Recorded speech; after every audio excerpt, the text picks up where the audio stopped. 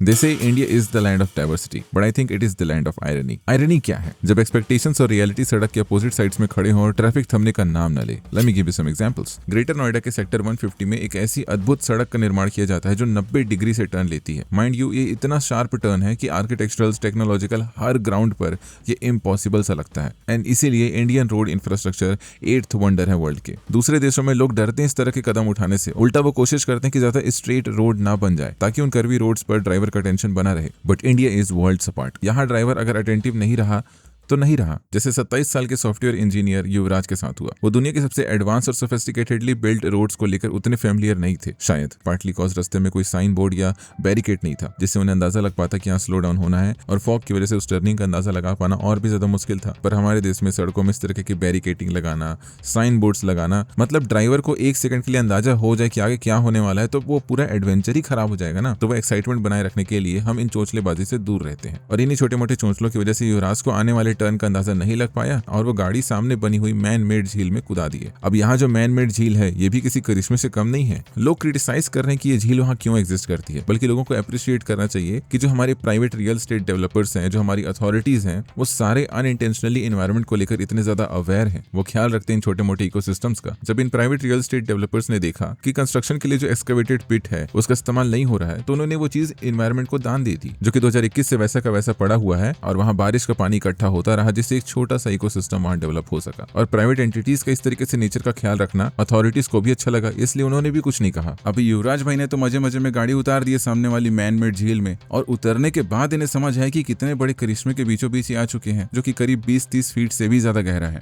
तब इन्होंने अपने पिताजी को फोन लगाया और फिर बाकी रेस्क्यू टीम्स वहां पहुंची और युवराज को अपनी आंखों के सामने लाइव डूबते हुए देखा। नजारा इतना बेहतरीन था कि वहां police, fire brigade, SDRF, NDRF सब ने पॉपकॉर्न खाते हुए उन्हें देखा। वैसे तो अधिकांश मामलों में रेस्क्यू टीम टाइम से पहुंचती नहीं है, और जब यहाँ पहुंच गए थे तो उन्हें आदत तो हो गई थी डेड बॉडी निकालने की, तो उन्होंने सोचा कि पूरा शो देख के ही काम करेंगे। कुछ रेस्क्यूअर्स ने तो ठंडा पानी है, गड्ढा ज्यादा है बोल के जाने से हिचकिचा लिया। मौके पे पुलिस भी थी एंड SDRF भी थी और अग्नि विभाग वाले भी थे, फायर ब्रिगेड वाले भी थे। किसी ने उसकी मदद नहीं करी। बोल रहे थे ठंडा पानी है, हम नहीं जाएंगे अंदर, इसमें सरिया है अंदर, हम नहीं जाएंगे। इस मौत का जिम्मेदार सच्चाई बताए तो सरकारी महकमा है। हालांकि एक डिलीवरी बॉय को हीरो बनने का शौक चढ़ा था और उसने अपनी कमर पर रस्सी बांध के युवराज को बचाने के लिए उस पानी में उतर भी गए थे, लेकिन फिर अंधेरे में वो कार को लोकेट नहीं कर पाए। Rescue teams refused to step into the ditch due to dense fog. A delivery agent stepped in to save Yuvraj as professionals watched. Ultimately show बंद होता है युवराज की डेथ के साथ, और ये जो डिलीवरी वर्कर हीरो बन रहा था ना, इसको भी इसकी बहादुरी का इनाम मिलता है। अथॉरिटीज इससे कहती हैं कि मैटर से दूर रहो, वैसे ही जैसे रेस्क्यू ऑपरेशन से वो सारे लोग दूर थे। पुलिस वालों ने इन्हें कंट्रोल किया, इनकी आवाज दबाने की कोशिश की ताकि ये मीडिया के सामने जाकर कोई भी उल्टी सीधी कहानी ना सुना दे जिससे इनकी काम चोरी का अंदाजा लोगों को हो जाए। नाउ चलते हैं स्टोरी के मेन विक्टिम्स की तरफ। उस वाटर फील्ड एक्सकवेशन पिट को ओन करने वाले एक builder and the owner of real estate projects M2 विज टाउन अभय कुमार को अरेस्ट किया जाता है 20 जनवरी 2026 को culpable homicide due to negligence के चार्जेस पे। नाउ जैसे इन्वेस्टिगेशन आगे बढ़ती है, 2 और बिल्डर्स को अरेस्ट किया जाता है, रवि बंसल और सचिन कारवाल, जो कि लोटस ग्रीन कंस्ट्रक्शन से जुड़े हुए हैं। अब ऑनरेबल इलाहाबाद हाई कोर्ट कहते हैं कि अभय कुमार के अरेस्ट में प्रॉपर मैंडेटरी लीगल प्रोसीजर्स को फॉलो नहीं किया गया था, इसलिए उन्हें इमीडिएट रिलीज दे दिया जाना चाहिए। बचे हुए हमारे 2 बिल्डर्स इनिशियल कस्टडी में रिपोर्टेडली बहुत छोटे समय के लिए थे, और बाद में इन्हें भी रिलीज कर दिया गया on bail from judicial custody, क्योंकि इनके ऊपर चार्जेस अभी भी हैं, पर ये अब घर में रहेंगे वैसे जैसे राम रहीम रहता है।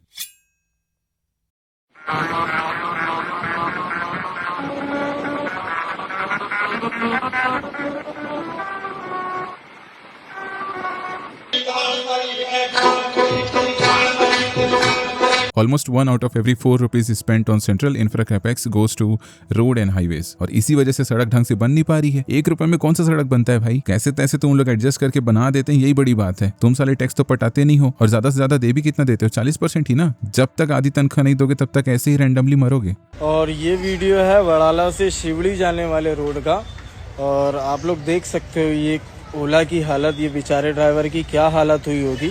ये कार के ऊपर पूरा का पूरा टैंकर का कुछ सामान था वो गिर गया। कभी सड़क के गड्ढे में घुस जाओगे या फिर मूविंग ट्रैफिक से तुम्हारे ऊपर एक स्लैब गिर जाएगा। तुम्हें ऐसा क्यों लगता है कि सरकार तुम्हारे लिए अच्छी सड़कें बनाएगी? तुम अच्छे हो क्या? कोई तुम्हारे लिए अच्छी सड़क क्यों बनाएगा? इंट्रोस्पेक्ट करो खुद को थोड़ा पहले। इंडिया में ऑर्गेनाइज किया जाता है AI summit, the India AI impact summit 2026, जिसका इम्पैक्ट काफी मेजर था। World leaders, tech CEOs, AI researchers अपने इनोवेशन शोकेस किए and to discuss global cooperation on AI developments. Reportedly ये first such major AI gathering था in the global south. But since we are India the land of culture, हमने अपना cultural element show किया। जैसे कि finance ministry के department of financial services के report के हिसाब से UPI emerged as one of the most preferred mode of transaction surpassing cash transactions, which shows कि कैसे हमारा कैश कल्चर खत्म हो रहा है। One of the technologically advanced thing जो इंडिया में रिसेंट ईयर्स में आई है वो है UPI। लेकिन इंडियन करेंसी क्या है? रुपीज, हार्डकोर कैश जो कि सदियों से चला आ रहा है। ये हमारी पहचान है। इसलिए AI समिट में जो फूड काउंटर्स थे वहां UPI पेमेंट एक्सेप्ट नहीं किया गया। अब उसकी वजह से लॉन्ग क्यूज लगे और वो रियल ऑथेंटिक इंडिया का ग्लिम्स दिया लोगों को। मैसिव लाइंस देखने को मिले डिजिटल यात्रा एंट्रेंस में, जहां पर लोगों को घंटों तक इंतजार करना पड़ा। QR कोड्स काम नहीं कर रहे थे, भयंकर ट्रैफिक देखने को मिला। ना आप बैग लेके जा सकते हैं, ना कार की चाबी लेके जा सकते हैं। सोचो DG यात्रा लाइन जो थी वो ज्यादा क्राउडेड थी जो रेगुलर लाइंस लगती है उनसे। AI समिट में मोबाइल इंटरनेट काम नहीं कर रहा था। एक विजिटर लिखते हैं समिट में क्या क्या आइटम्स बैन थी। पहला बैग था जैसे कि लोग खाली हाथ ही जाएंगे वहां। चाबी मतलब गाड़ी पार्क करके चाबी वहीं फेंक के आ जाओ आप। लैपटॉप्स नहीं अलाउ किए गए थे, मतलब AI समिट में लैपटॉप की क्या ही जरूरत होगी भाई। फूड एंड वाटर अलाउ नहीं था, पिकनिक थोड़ी मनाने जा रहे हो AI समिट में। शार्प ऑब्जेक्ट्स अलाउ नहीं थे जैसे कि sharp and bold questions during panel discussions. 100 रुपया महीना ही तो मांगता हूँ। इस AI समिट के शो स्टॉपर रहे गलगोटिया यूनिवर्सिटी, जिनके हिसाब से वो इंडिया की सबसे बेस्ट प्राइवेट यूनिवर्सिटी है। इसलिए उन्होंने मंडपम में जो लौड़े न भोजन किया, काबिले तारीफ है। वहीं पहले वायरल हुए वीडियो में प्रोफेसर साफ बोलती दिख रही थी कि ओरायन को यूनिवर्सिटी ने ही बनाया था। उन्होंने ये भी बताया था कि गलगोटिया देश की पहली प्राइवेट यूनिवर्सिटी है जिसने आर्टिफिशियल इंटेलिजेंस पर 350 करोड़ रुपए इन्वेस्ट किए हैं। 350 करोड़ इन्वेस्ट करके जो इन्होंने रोबोटिक कुत्ता बनाया था अपेरेंटली, चौथे दिन में उसकी बैटरी लूल हो गई। इन 4 गोटिया यूनिवर्सिटी वालों ने चाइनीज मैन्युफैक्चर्ड रोबोट डॉग को अपनी डेवलपमेंट बता दी। जो शॉकर ड्रोन ओपन मार्केट में अवेलेबल है उसे अपना इनोवेशन बता दिया। और जो इनका एक्चुअल इनोवेशन है, जो एक्चुअल इनकी कारीगरी है, जो कि इन्होंने 5th क्लास के बच्चों से 1 की 4 वाले चॉकलेट का लालच देके बनवाया था, उसे दिखाया ही नहीं। और सबसे ज्यादा अन्याय तो इन मैडम के साथ हुआ है, क्योंकि यूनिवर्सिटी वालों ने तो इनको कहा होगा कि अच्छे से जाके तारीफ करना, बढ़िया बकैती पेलना।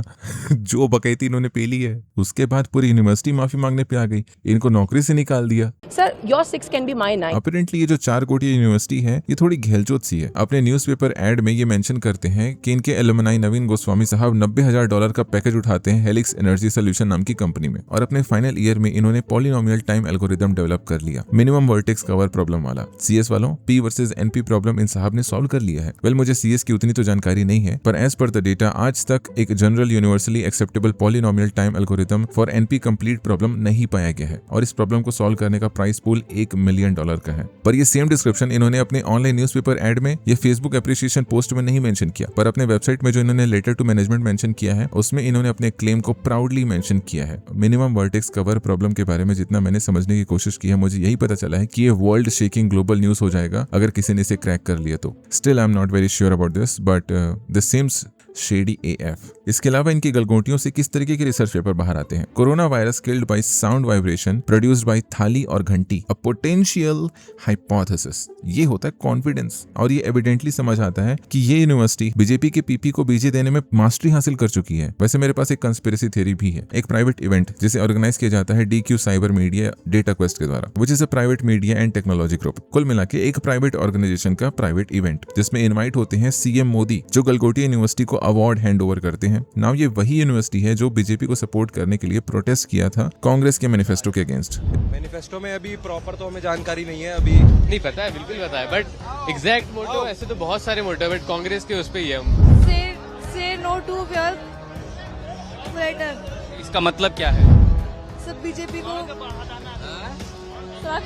इसके अलावा इस यूनिवर्सिटी ने जितने भी इवेंट्स ऑर्गेनाइज किए हैं उसमें अगर कोई पॉलिटिकल फिगर आता है तो 100% वो बीजेपी से ही आएगा। अब क्योंकि इस प्राइवेट यूनिवर्सिटी के पास इतने बड़े बड़े कॉन्टैक्ट्स हैं, सो इसलिए AI समिट में प्राइवेट पार्ट्स की तरह इन्हें इतना ज्यादा अटेंशन मिलना जायज था। यहाँ तक कि हमारे मिनिस्टर्स ने भी इनको प्रेज किया, लेकिन जब एल लगे तो ये पेंट चढ़ा के भाग गए। पोस्ट के नीचे कम्युनिटी नोट लगा दिया गया जिसमें लिखा था कि चाइनीज यूनिट्री के रोबोट को इंडियन बताकर पेश किया जा रहा है। तुम कितना यकीन करते हो मेरी इस कंस्पिरेसी थ्योरी पर? हाँ, कमेंट करो। See you in the next. Bye.